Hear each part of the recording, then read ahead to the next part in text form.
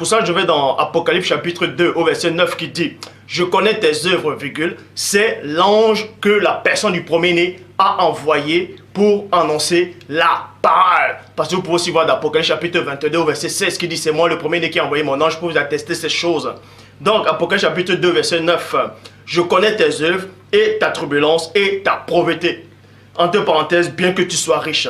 Vous allez comprendre ici qu'on s'adresse à un groupe de personnes qui sont pauvres matériellement, qui sont pauvres, c'est-à-dire physiquement, tout ça, mais en réalité, ils sont riches spirituellement. Donc, la question que je vais vous poser premièrement avant de poursuivre Apocalypse chapitre 2, verset 9, qui c'est qui est pauvre ici, dans le monde, dont on a coutume à dire, ils ont tout coutume à dire que c'est les Noirs qui sont pauvres, les Africains sont pauvres, tout ça là. Bref, que ce sont les Juifs qui sont qui contrôlent le monde, qui sont les plus riches.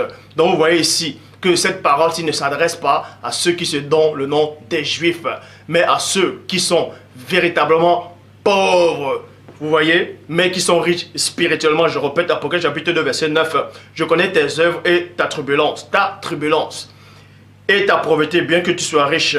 Et je connais le blasphème, de ceux qui se disent juifs, vous voyez, virgule, et qui ne le sont pas, mais qui sont la synagogue de Satan. Vous pouvez voir ça dans la traduction King James française. Donc, l'ange de la personne du premier-né vous dit ici, qui connaît votre tribulation, il connaît votre persévérance, il connaît votre œuvre, il connaît votre foi, il connaît la façon dont vous aimez le Père. Il sait que malgré cela, vous marchez avec inquiétude. Vous dites que vous êtes pauvre.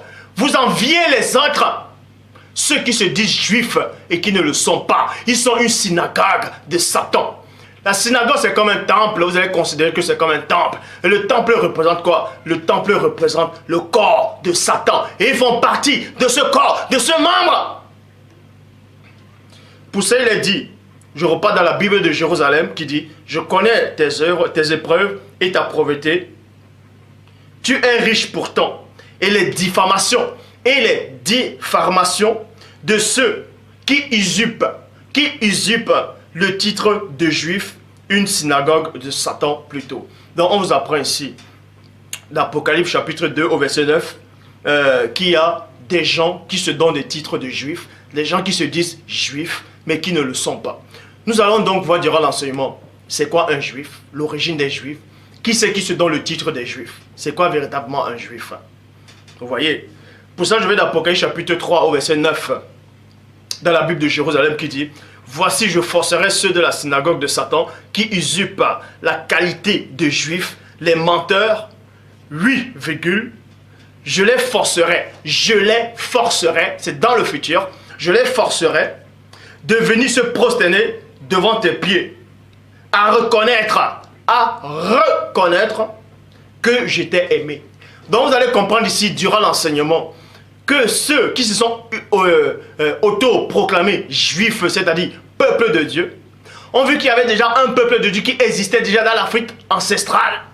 Et que le Père Tout-Puissant les aimait. Mais ceux-là qui sont venus, ces étrangers-là, sont venus en Afrique.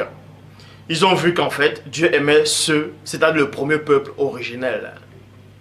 Et ils ont pris leur histoire, les patrimoines, ils ont tout chamboulé. C'est pour ça que la parole dit ici, que j'enverrai, je forcerai ces gens-là, qui se donnent le titre de juif, se prosterner à tes pieds, et ils verront que j'étais aimé, Donc on va donc faire la distinction entre ceux que le Père a aimés, c'est qui ceux-là, et ceux qui se donnent le titre de juif. Vous allez donc voir qui c'est qui est l'usurpateur.